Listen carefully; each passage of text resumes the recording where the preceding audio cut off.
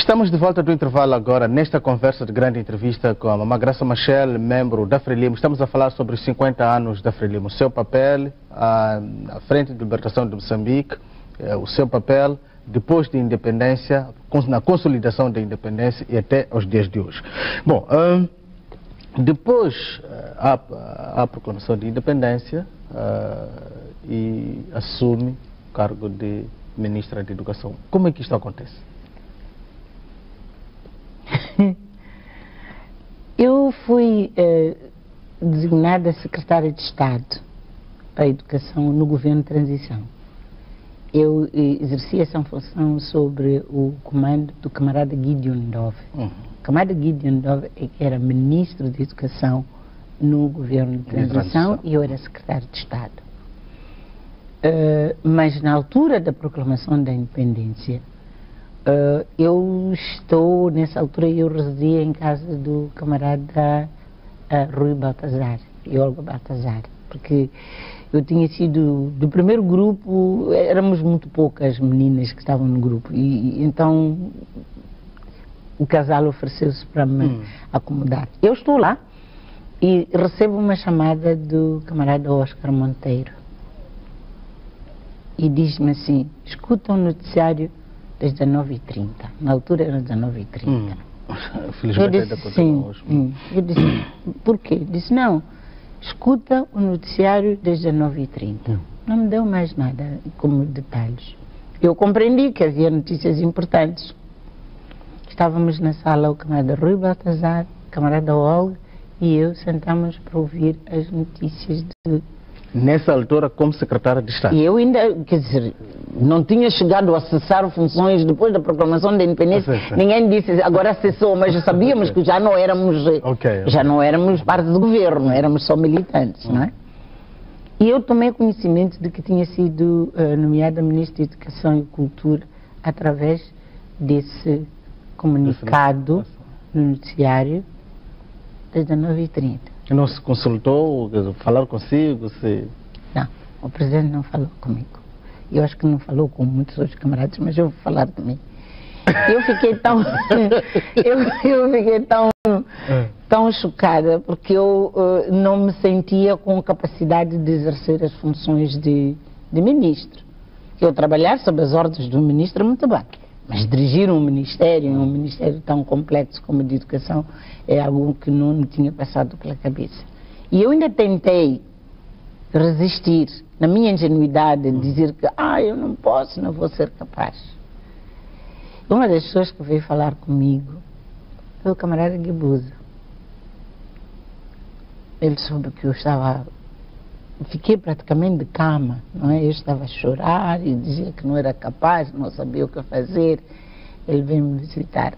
Ele disse, explica lá bem o que é que se passa contigo. E eu disse, mas faz favor dizer ao camarada presidente que eu não posso, porque eu não tenho capacidade.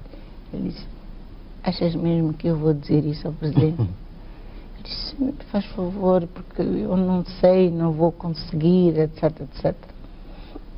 Ela disse, e tu achas que todos nós sabemos? Alguma vez já fomos ministros? Eu disse, não, mas vocês são... Tinha quantos anos nessa São muito experimentados e eram meus dirigentes, todos esses eram meus dirigentes, com uma grande experiência da luta, portanto, quer dizer, dirigir para eles não era nada de novo. Para mim, sim. Eu tinha 28 anos, para fazer 29. Mas o camarada Guebuza teve uma maneira de dizer ao presidente que, olha, a Graça não está muito bem. E Samara mandou dizer, eu nem quero falar nesse assunto. Dizer a ela que eu não quero falar sobre esse assunto. Portanto, eu não tinha condições de tentar reclamar junto do presidente. Recebi tarefa e era assim mesmo, quer dizer, todos nós recebemos tarefas e tentar fazer o melhor que pudéssemos. Então, quando é que entra a relação com a presença amorosa, a relação amorosa, digamos assim? Isso faz parte da entrevista. É que o telespectador vai dizer, como é que foi? É ministra antes ou depois de ser esposa de Samara Machel? Não, nós começamos a ter uma relação amorosa foi ainda durante lá. Quando eu venho para aqui, no governo de transição, em setembro, nós viemos em setembro de 74. Nós já tínhamos uma relação, sim. Mas é por isso que ele disse que ele não queria falar desse assunto, para não fazer interferir as minhas obrigações de militante e as obrigações dele, como nessa altura já como presidente da República. Esse assunto de eu tentar, quer dizer, questionar se eu tenho capacidade ou não tenho capacidade estava completamente fora de questão. E era essa demarcação que ele queria fazer. Ok. Bom, de fato, como dissemos, o tema da nossa conversa é sobre os 50 anos da Frelimo, a sua participação na luta armada, o seu papel na consolidação da independência, participou de fato como ministra da Educação e Cultura até 1989. Princípios de 89. Pediu para sair ou foi decisão do presidente Chissano, quando mora o presidente Samora? Eu tinha pedido para sair do governo em 1984. 84, logo depois da realização do 4º Congresso. Houve uma grande remodelação do governo e ampliação mesmo do governo. E eu fiz sentir ao presidente, porque já foi depois de nós termos introduzido o Sistema Nacional de Educação, o primeiro Sistema Nacional de Educação. Eu fiz chegar ao presidente de que, olha, eu já sinto que depois de eu ter contribuído, quer dizer, com o debate popular que levou à aprovação do Sistema Nacional de Educação, parece que já é a altura de eu me retirar e haver outra pessoa que possa tomar as rédeas de educação. O presidente Samora passou essa informação ao grupo que na altura era dirigido pelo camarada Chissano, que estava precisamente a colocar as pedras e consultas de quem é quem que vai para os ministérios, incluindo os novos quadros que vinham, portanto, para o governo. E eles trabalharam e chegaram à conclusão que naquela altura não tinham alguém para pôr no Ministério da Educação. E foram dizer ao presidente Samora de que nós não podemos. O presidente disse, eu não quero esse assunto entrar na minha mesa de jantar. Portanto, façam o favor de serem vocês a ir informar a Graça de que é vossa decisão de que ela não pode deixar o governo agora. E nem poder fazer lobbies em casa? Era exatamente porque ele gostava de separar bem as relações de trabalho e as relações de família. Senão nós carregávamos as nossas tensões de trabalho para ir discutir em casa. Então ele disse, vão vocês informar. Vão informar. E o camarada de Sônia que me veio dizer, olha, aguenta mais um pouco. Portanto, isso é 84. E 85, depois, 86, já acontece aquela tragédia. Eu fiquei em casa alguns meses porque eu estava realmente agastada. E a primeira oportunidade que eu tive depois de voltar ao Ministério foi pedir ao presidente. Eu disse, olha, eu já tinha pedido em 84, mas agora com essas condições em que eu estou, não estou emocionalmente e psicologicamente capaz de dirigir um Ministério tão exigente como de Educação, eu peço para sair. E o presidente Sano disse, se entre as primeiras coisas que eu faço como chefe de Estado, eu tiro a mulher de Samora do governo, nas condições em que Samora morreu, o que é que tu queres que este país pense? Vão dizer que tu vieste pedir como tu me estás a pedir. Ninguém vai acreditar. Por isso é melhor tu ficares onde tu estás. Dá-me tempo. Foi assim mesmo. Dá-me tempo. E alguns noticiários mesmo disseram... E ele deu-me tempo. Tiras vivas de Samora Machel. Teriam dito isso, não é? Se ele tivesse... Então, ele deu-me tempo. Ele disse para eu dar tempo e deu-me de facto algum tempo. Estabilizou. Então, nos princípios de 89, quando ele estava a remodelar o governo, então, quando ele me libertou. Mas eu já tinha pedido, de facto, e ele sabia que eu não ia ficar muito tempo. Era uma questão de simplesmente, quer dizer, estabilizar a situação. Para todos os efeitos, falou muito da disciplina dentro da Frelimo.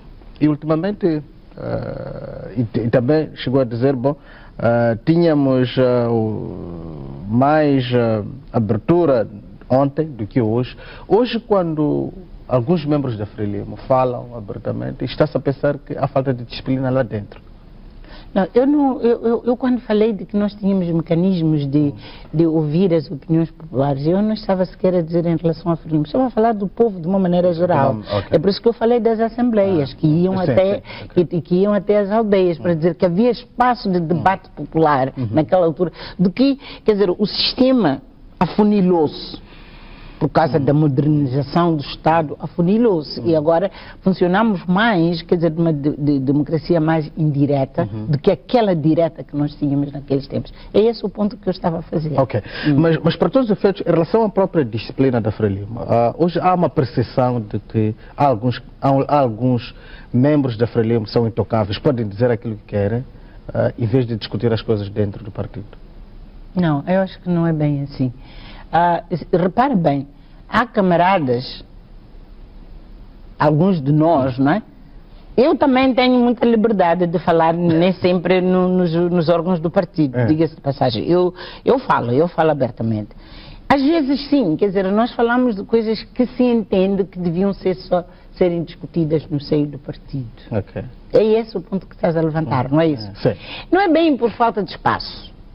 Eu acho que o sistema está demasiado centralizado, quer dizer, nesta discussão interna, e que depois da discussão interna, é aí a diferença, é que depois da discussão interna, só os órgãos é que se pode pronunciar. Está a perceber a diferença? Yeah.